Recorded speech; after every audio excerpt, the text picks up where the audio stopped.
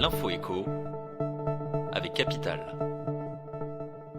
On commence avec l'inquiétude qui grandit en France face au variant Delta. L'ARS Occitanie a annoncé le décès de 2 patients âgés de 42 et 60 ans dans le Gers.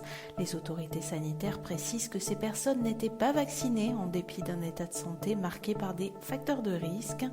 Plusieurs autres suspicions de cas seraient en cours d'investigation. Pour éviter la propagation du variant Delta et une reprise épidémique dans le département, l'ARS a mis en place un plan d'action immédiat avec un appel au dépistage et à la vaccination. Par ailleurs, le département des Landes est particulièrement touché par ce variant puisqu'il représente 70% des cas positifs détectés contre 9 à 10% des nouveaux cas au niveau national. Le chiffre du jour, 1 000 $, c'est le montant de la prime offerte par Disney à ses nouveaux employés.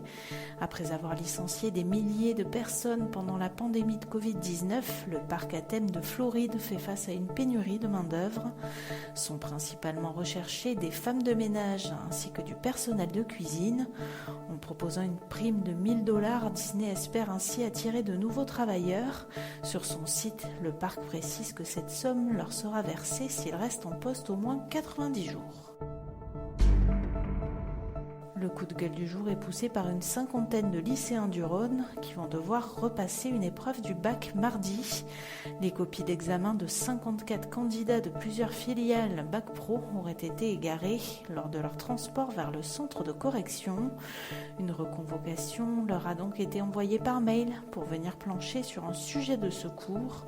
Les résultats devraient être donnés le jour même aux candidats pour que ceux devant se présenter au rattrapage puissent se préparer.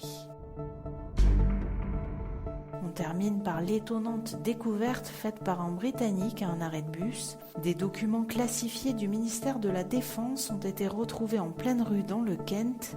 D'après les informations de la BBC, une 50aine de pages au total, dont certaines traitant d'un incident entre un navire de la Royal Navy et les forces russes au large de la Crimée, auraient été retrouvées mardi au matin. Même si la perte des documents avait été signalée par un employé, le ministère prend la sécurité des informations extrêmement au sérieux et une enquête a été lancée. C'était l'info écho avec Capital.